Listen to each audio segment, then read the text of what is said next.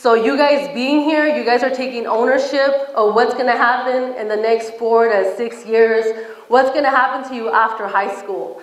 Now, part of what I want to do is, in elementary, we're always told, stand up for the Pledge of Allegiance, right?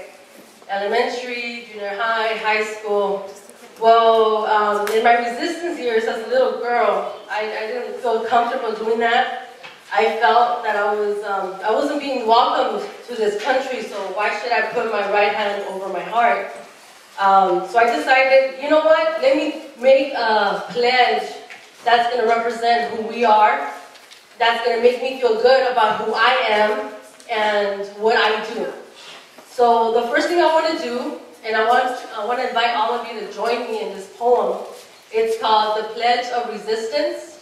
And for this poem, it requires that you take a stand. So that everyone could please stand up with me. And let's get ready for your day. And this Pledge of Resistance is basically about being a black and brown youth in the so-called United States. But more importantly, it's to state things about ourselves that we don't hear on TV, we don't hear this in the education system. So it's about us reclaiming who we are. It's about us loving who we are. It's about us loving who our parents are, where they're from, and where we're at. Because as most of you already know, this land was Mexico. But before it was called Mexico, it was part of our heritage and part of the land that we roamed from for thousands and thousands of years. And part of this pledge is to reclaim that connection to where we are standing at now, and to reclaim that heritage and that history that has been lacking from our history books for the last 500 years. So the way this is going to work, it's real short, so I'm going to have you standing firm. I'm going to say the first line, I'll point to you guys, and you guys repeat it. Now don't be shy, be like, oh man, this person's going to hear me next, no, just let it out. Let it out. Be strong. Be loud. This is a day for you. This is a day for you. Take out all your stress in this pledge, okay? So it's called the Pledge of Resistance, and it goes like this. I am an original inhabitant of this land. I am an original inhabitant of this land. I am not an illegal alien. I am not an illegal alien. I am not a foreigner on this land. I am not a foreigner on this land. I am indigenous. I am indigenous. I have the right to be me. I have the right to be me. I have the right to be free. I have the right to be free. I am beautiful. I am beautiful. I am brown. I am brown. I am light brown. I am light brown. I am dark brown. I am dark brown. I am beautiful. I am beautiful. I belong here. I belong here. I love my people. I love my people. I love myself. I love myself. I love my future. I love my future. I love my people. I love my people. I love myself. I love myself. I love my future. I love my future. Thank you. Thank you very much. That sounded beautiful, you guys. That's the introduction. How did you guys feel saying that? Everybody feel good? Yeah. Say that every morning. Try to memorize it. Say that every morning to yourself, and trust me, it's going to make a difference. Yes, for sure. I try to make it short. Alright, so that's the introduction. That's a way for us to start making a stand. And now it's a stand here at UCR, but this stand, you guys are going to make it for the rest of your life, okay? That's a stand that you're going to take because the struggle that we're in, and just like the program says, we come from a history of struggle. Unfortunately, we shouldn't be struggling, but because of the things that have happened in our past, we are forced to take on this struggle, okay? So if you're going to stand by your people, if you're going to stand by justice, if you're going to stand by making changes in history, these are the type of things that we have to do. It may not always be the coolest thing. It may not always be what's in the trend and what YM is talking about and Cristina and all that. But this is the right thing. This is the right path. And all of you guys, I congratulate you again for being here. Like I said, I want to share with you some of the tools that have helped me be here, to be strong, to be proud of who I am, and not get caught up on the negative environment, not get caught up in the material gains, but to really try to do something worthwhile for our people, for ourselves. And first of all, let me just tell you that we are here today as a people who 500 years ago, we were the most educated people in the world. We had mandatory education for males and females. How many of us knew that?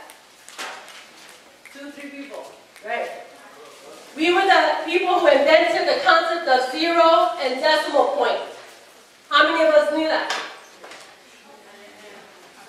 All right. We were the people who invented greatness in sciences, mathematics, and just like you know, we brought books with us in case you're like, where'd you get that from? We brought books, you guys can stop by and check it out. So our history as a people, 500 years ago, we had developed an original civilization. We had developed a culture that far surpassed many cultures of the world, and that's not to say that we were better than anyone, but that we had a rightful ownership and that we had a rightful calling in our history. Now, because of what happened in 1492, and how many of you, I'm sure you know the truth of Christopher Columbus, right? Right? Did he discover us? Yeah. That's what they want us to do, right? So, what happened is, there's a very painful experience that we've been through as a people. There is the fact in our history that we're not taught this in history. Like I said, we're not taught this in elementary school, we're not taught this in high school. There are those teachers that go out of their way, but they're always in fear that the other teachers are going to catch on and start complaining about them. So this history that we're talking about, it's not easily made accessible to us. So those of us that are learning our history, we have to take on education in a very different way. We're not just, okay, let me get my PhD and get my master's and I'm going to be happy ever after. There's something more to that. So let me go back to the point of the genocide. How many of us know about the Jewish Holocaust? Raise your hand. How many of you have been to the Museum of Tolerance? Raise your hand. Okay. I did too. When I was in high school, I was 15 years old. I was a punk rocker, and I love poetry. Poetry has been my thing. And we had an actual survivor of the Jewish Holocaust who spoke to us. And he was a little tiny kid when that happened. And he spoke to my history class, and he actually had the tattoo, because that was part of the genocide, the Holocaust that they went through. And he was speaking, and he was talking about how can somebody try to erase your people on the face of the planet? How do you explain that? How do you experience that? What do you get from that? And I was sitting there, and I was crying, and I see my classmates, and they're crying, and we're sobbing, and we're like, man, that's messed up. How can they do this to Jewish people? And then we went to the Museum of Tolerance, and then you walk in, and you experience that, you live that, right? And you're over here thinking, wow, wow, they went through that, and here they are, being proud of being Jewish, and they have 33 major cultural centers in Los Angeles alone, and you're looking at that, and you're like, wow, that's, how can they go through that? It's sad. How can people do that? And then, not even a year later, I was given a flyer that talked about my history. I didn't know who I was. I was punk rocker, 15 years old. I was, F sexism and F racism, and because you know that there's something wrong, right? So when I started learning about my history, I started reading books that reflected my heritage, and I made a connection with what I was studying. I wasn't saying, oh, I'm studying about the Indians, oh, poor Indians, Yeah, the white man did them dirty, No. I started learning history with, I descend from that heritage. I am that Native American they're talking about.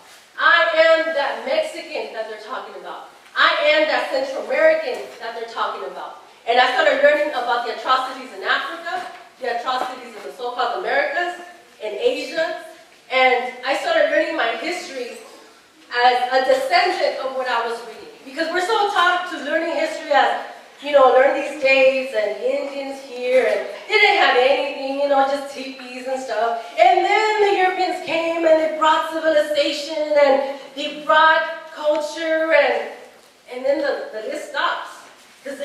really representing who we are.